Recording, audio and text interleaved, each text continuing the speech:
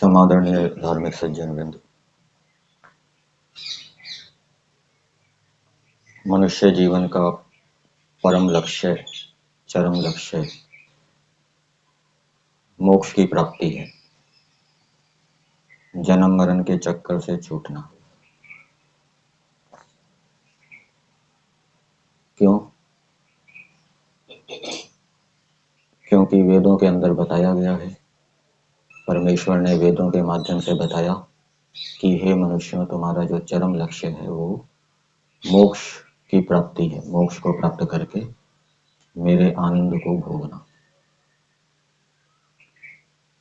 क्योंकि जीवात्मा का ये स्वभाव है कि वो सुख ही सुख चाहता है, दुख बिल्कुल नहीं चाहता, थोड़ा सा भी दुख नहीं चाहता।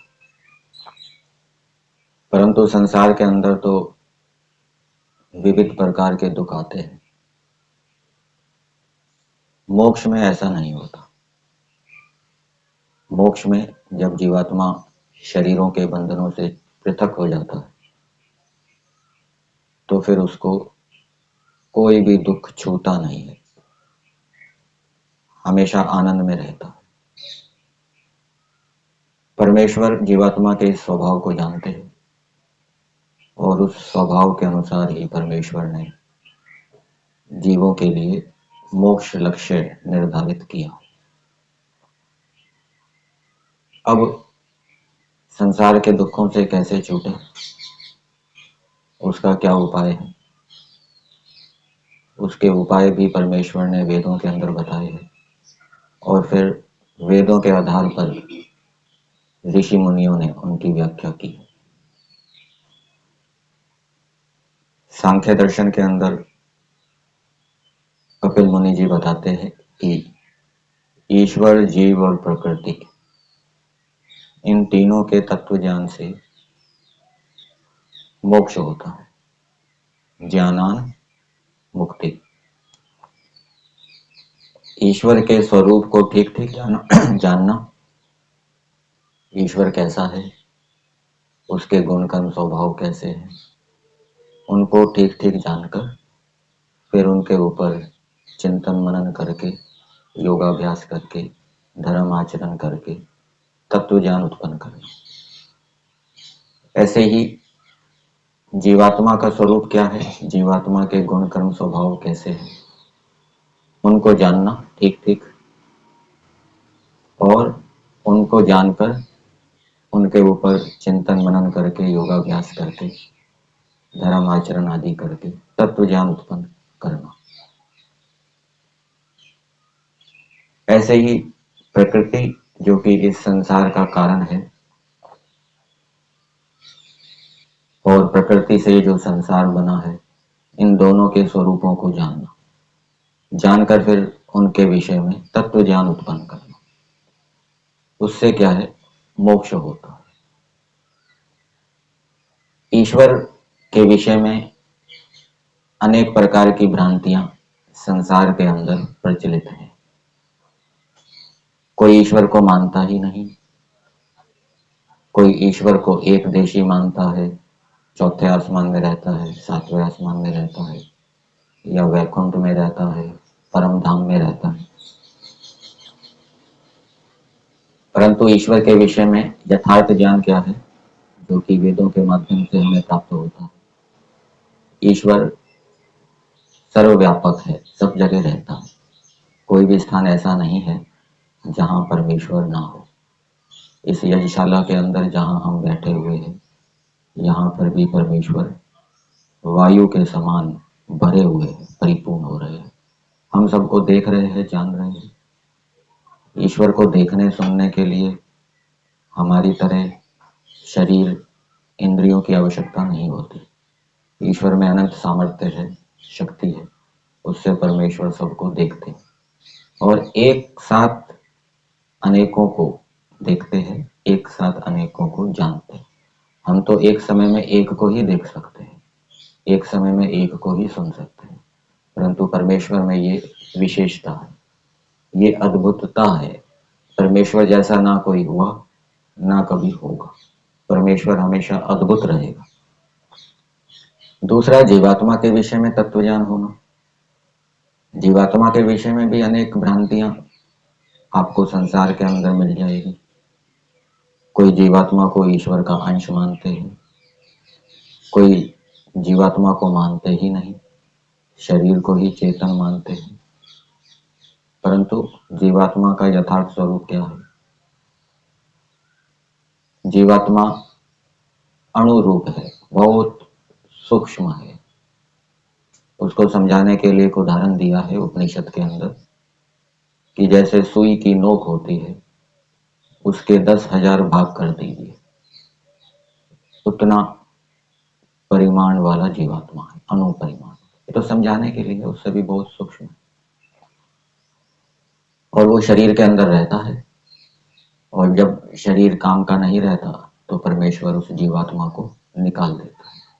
जीवात्मा अल्पज्य है, अल्प सामर्थ्य वाला है, ना कभी उत्पन्न होता है, ना कभी नष्ट होता है, अजर है, अमर है, कर्म करने में स्वतंत्र है, परंतु फल भोगने में परतंत्र है। संसार के विषय में तत्व ज्ञान होना चाहिए। कुछ लोग ऐसा मानते हैं कि ये संसार कभी उत्पन्न होता ही नहीं, ये सूर्य चंद्रमा तारे हमेशा बने रहते हैं, ना कभी उत्पन्न होते हैं ना नष्ट होते हैं, ये मिथ्या ज्ञान है। कुछ लोग ऐसा मानते हैं कि ये संसार परमेश्वर में से उत्पन्न हो गया।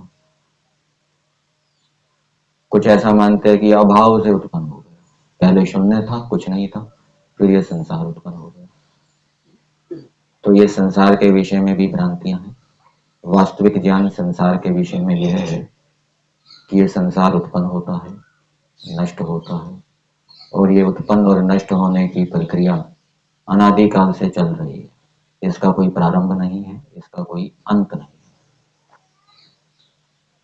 4 अरब 32 करोड़ वर्ष तक ये संसार विद्यमान रहेगा, और 4 अरब 32 करोड़ वर्ष तक संसार कारण के रूप में रहेगा, प्रकृति के रूप में रहेगा। उस समय सृष्टि नहीं होगी, उसको प्रलय कहते हैं। और मुक्ति का काल कितना है? सृष्टि और प्रलय को मिलाकर हो गए 8 अरब 64 करोड़ वर्ष। इसको 36,000 से गुना कर दो तो 8 अरब 64 करोड़ वर्ष। इनको 36,000 बार जब तक जीवात्मा मोक्ष के आनंद को नहीं भोगेगा, तब तक वो मोक्ष में रहेगा, इतने लंबे काल तक। तो ये संसार के विषय में ठीक जानकारी होनी चाहिए, इसके कारण के विषय में भी ठीक जानकारी होनी चाहिए। इस संसार का कारण प्रकृति है। प्रकृति के अंदर 3 अवयव हैं, सत्वगुण, रजोगुण और तमोगुण। इस कारण से संसार के अंदर भी उस कारण की विशेषताएं मिलती है, सुख भी मिलता है, दुख भी मिलता है, और मोह अज्ञान भी उत्पन्न हो जाता है। न्याय दर्शन के अंदर मोक्ष का उपाय बताया है। सांख्य दर्शन के अंदर क्या बताया? ईश्वर, जीव और प्रकृति, इन तीनों का तत्व ज्ञान। परमाणु, प्रमेय आदि 16 पदार्थ हैं, और प्रमेय के अंदर 12 पदार्थ हैं। उन 12 पदार्थों में एक क्या है? प्रत्यय भाव। प्रत्यय भाव किसको कहते हैं? मरकर पैदा होना, ये प्रत्यय भाव है। पुनर्जन्म होना, इसको पुनर्जन्म भी कह सकते हैं। तो पुनर्जन्म के विषय में भी तत्व ज्ञान होना चाहिए। पुनर्जन्म के विषय में ठीक ठीक जानकारी होनी चाहिए। आपको अनेक व्यक्ति ऐसे मिल जाएंगे संसार के अंदर जो पुनर्जन्म को नहीं मानते। ये पहला और आखिरी जन्म है, बस आगे कोई जन्म नहीं। और पुनर्जन्म के विषय में एक मिथ्या ज्ञान ये भी है कि गाय की जीवात्मा गाय के शरीर को ही प्राप्त करेगी, मनुष्य के शरीर को प्राप्त नहीं करेगी। मनुष्य के शरीर में जो जीवात्मा है वो पुनर्जन्म में मनुष्य के शरीर को ही प्राप्त करेगी, दूसरे पशु पक्षियों के शरीर को वो प्राप्त नहीं करेगी। ये भी पुनर्जन्म के विषय में मिथ्या ज्ञान है। और पुनर्जन्म के विषय में वास्तविक ज्ञान क्या है कि जीवात्मा अपने कर्मों के अनुसार भिन्न भिन्न योनियों में जाता है। अब योनियां कितनी है? कुछ लोग कहते हैं 84 लाख योनियां, तो ये भी बात ठीक नहीं है। कितनी योनियां हैं हम उसको पूरा पूरा नहीं जान सकते। बहुत सी जातियां तो लुप्त हो गई ऐसा बताया जाता है। तो यदि कोई गणना भी करने लग जाए पृथ्वी के ऊपर कितनी योनियां हैं, तो जो जातियां लुप्त हो गई है उनकी गणना कैसे हो, नहीं हो सकती। मनुष्य का सामर्थ्य सीमित और कर्मों के अनुसार मनुष्य भिन्न भिन्न योनियों में जाता है। यदि इस मनुष्य शरीर में जीवात्मा ने ऐसे कर्म किए और उन कर्मों के आधार पे उसके पाप और पुण्य बराबर हुए, तो उसको अगला जन्म मनुष्य शरीर का मिलेगा। और यदि इस मनुष्य शरीर में जीवात्मा ने पुण्य कर्म अधिक किए पाप की अपेक्षा से, तो मनुष्य शरीरों में भी उत्तम शरीर मिलेगा, विद्वानों का शरीर मिलेगा, माता पिता आदि विद्वान होंगे, अच्छे घर परिवार में पैदा होगा। और यदि इस मनुष्य जीवन में पाप कर्म अधिक किए, तो अगला जन्म फिर पशु पक्षी कीट पतंग आदि का मिलेगा। ये पुनर्जन्म के विषय।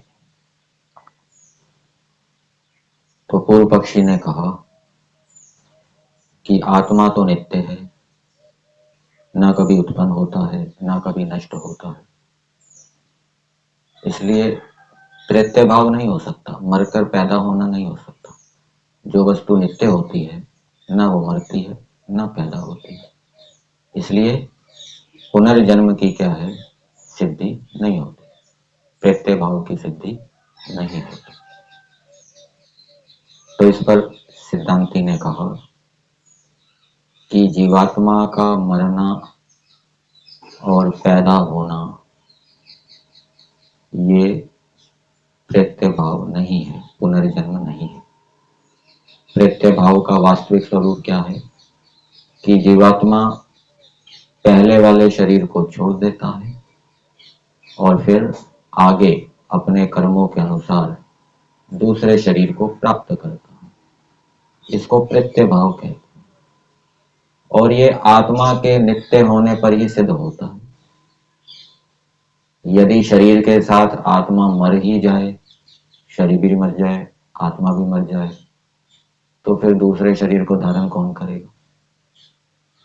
आत्मा नित्य है, इसलिए शरीर के नष्ट होने पर आत्मा नष्ट नहीं होता और वो आगे अपने कर्मों के अनुसार दूसरे शरीर को प्राप्त करता है, इसको प्रत्यय भाव कहते हैं। ये पुनर्जन्म भी जानना आवश्यक है, पुनर्जन्म का कारण भी जानना आवश्यक है। पुनर्जन्म क्यों होता है, सकाम कर्मों के कारण। क्या हम पुनर्जन्म चाहते हैं, क्या दोबारा इस संसार के अंदर आना चाहते हैं। संसार के अंदर आएंगे तो अनेक प्रकार के दुख भोगने पड़ेंगे। जीवात्मा पुनर्जन्म नहीं चाहता, बार बार संसार के अंदर आना नहीं चाहता, तो अब उसका फिर उपाय उसको जानना पड़ेगा। मिथ्या ज्ञान के कारण व्यक्ति सकाम कर्म करता है, संसार के सुख ऐश्वर्यों को प्राप्त करने के लिए कर्मों को करता है और उसके कारण उसको पुनर्जन्म की प्राप्ति होती है। और जब उसका कोई सांसारिक प्रयोजन नहीं होता, ईश्वर की प्राप्ति प्रयोजन होता है, ईश्वर को प्रसन्न करने के लिए, ईश्वर की प्राप्ति के लिए जब वो कर्म करता है तो उसको निष्काम कर्म कहते हैं। और निष्काम कर्म करने से क्या है, मोक्ष की प्राप्ति होती है। तो पुनर्जन्म जानना आवश्यक है, उसके कारण को जानना आवश्यक है। ये जो क्लेश हैं, राग द्वेष मोह भय शोक ईर्ष्या द्वेष आदि, ये पुनर्जन्म का कारण है। जब तक क्लेश रहेंगे बार बार जन्म मरण होता रहेगा, इसलिए इन क्लेशों को मारो। और क्लेश क्यों होते हैं, मिथ्या ज्ञान के कारण क्लेश होते हैं और तत्व ज्ञान से ये क्लेश नष्ट होते हैं। तो जब तत्व ज्ञान होगा, 16 पदार्थों का तत्व ज्ञान होगा अथवा 3 पदार्थों का तत्व ज्ञान होगा सांख्य योग की दृष्टि से, उस तत्व ज्ञान से ये क्लेश क्या है, नष्ट होंगे। और क्लेशों के नष्ट होने से फिर जीवात्मा निष्काम कर्म करेगा और निष्काम कर्मों का फल क्या है, मोक्ष की प्राप्ति। तो सिद्धांति ने कहा कि जीवात्मा के नित्य होने से ही ये प्रत्यय भाव या पुनर्जन्म की सिद्धि होती। एक विचार ऐसा जानने में आता है, कुछ लोग ऐसे मानने वाले मिलेंगे जो ये कहते हैं कि अभाव से ये संसार उत्पन्न हुआ, शून्य से ये संसार क्या है, उत्पन्न हुआ। और उसमें अपनी बात को सिद्ध करने के लिए वो एक दृष्टांत देते हैं कि बीज से जो अंकुर उत्पन्न होता है, तो अंकुर बीज को नष्ट करके उत्पन्न होता है। जैसे अंकुर बीज को नष्ट करके उत्पन्न होता है, बीज नष्ट हो गया फिर अंकुर उत्पन्न होता है, वैसे ही नष्ट बीज तो अभाव है, अभाव हुआ फिर अंकुर उत्पन्न हुआ, वैसे ही अभाव से ये संसार उत्पन्न होता है। अर्थात संसार की उत्पत्ति से पहले कुछ नहीं था। वैदिक पक्ष तो ये है कि संसार अभाव से उत्पन्न नहीं होता, प्रकृति से उत्पन्न होता है, तो उसका कारण है। तो सिद्धांति ने कहा कि ये जो आपकी बात है ये टकराने वाली है, इसमें विरोध है। आपने जो दृष्टांत दिया कि जैसे अंकुर बीज को नष्ट करके उत्पन्न होता है, तो जब अंकुर ने बीज को नष्ट किया उस समय अंकुर की सत्ता थी पहले ही, और फिर बाद में उसका उत्पन्न होना, जो पहले ही विद्यमान है उसका उत्पन्न होना तो संगत नहीं है। और यदि उत्पन्न हो रहा है तो वो पहले नहीं है, और पहले नहीं है तो फिर वो बीज को भी नष्ट नहीं कर सकता। इसलिए आपकी बात में विरोधाभास है, विरोध है, ये बात आपकी ठीक नहीं है। तो इस पर पूर्व पक्षी ने कहा कि जो संज्ञाएं होती हैं वो तीनों कालों में प्रयुक्त होती है। जो पहले डॉक्टर था उसको भी डॉक्टर साहब कहा जाता है, जो वर्तमान में डॉक्टर है उसको भी डॉक्टर साहब कहा जाता है, और जो आगे बनने वाला है डॉक्टर उसको भी क्या कहा जाता है, डॉक्टर साहब। और जैसे माता पिता अभी पुत्र पैदा नहीं हुआ फिर भी उसका पुत्र को आशीर्वाद देते हैं, उसका नाम रखते हैं, तो पैदा होने के बाद उसको पुत्र कहना चाहिए, अभी पैदा हुआ नहीं है फिर भी उसका नाम रख रहे हैं कि इसका ये नाम रखेंगे, उसको आशीर्वाद देते हैं। तो ये पुत्र किसको कहते हैं, जो पैदा हो गया, बाहर शरीर से बाहर आ गया, अभी गर्भ में है उसको पुत्र नहीं कहा जाता। फिर भी जो आगे पुत्र उत्पन्न होने वाला है उसका पहले ही नाम रख दिया जाता है कि पुत्र का ये नाम रखेंगे, उसके लिए पुत्र शब्द का प्रयोग होता है, जो आगे उत्पन्न होने वाला है। दूसरा उदाहरण लीजिए, जैसे कहते हैं कि वह चटाई बना रहा है। चटाई तो तब कहा जाएगा जब बनकर तैयार हो जाएगी, अभी तो वो बनकर तैयार हो ही नहीं, बन रही है, उसको भी क्या कहा जाता है, चटाई बना रहा है। तो ये भावी संज्ञा है, भविष्य काल की संज्ञा। ऐसे ही ये जो हमने कहा बीज को नष्ट करके अंकुर उत्पन्न होता है, ये जो हमने अंकुर नाम रखा ये भावी नाम है, ठीक है ना। आगे जो उत्पन्न होगा, आगे जो उत्पन्न होगा वो बीज को नष्ट करके होगा। अब ये बात भी ठीक नहीं है। यदि ऐसा माना जाए कि बीज नष्ट होकर अंकुर उत्पन्न होता है, बीज का अभाव होकर फिर अंकुर उत्पन्न होता है, ये बात इस दृष्टि से ठीक नहीं है, क्योंकि अभाव से कोई भी वस्तु उत्पन्न नहीं होती। संसार के अंदर हम जितने भी पदार्थ देखते हैं वो किसी ना किसी कारण से उत्पन्न होते हैं। घड़ा मिट्टी से उत्पन्न होता है, भोजन दाल सब्जी गेहूं चावल आदि से बनता है, मकान ईंट सरिया बजरी सीमेंट आदि से बनता है, अभाव से कुछ नहीं बनता।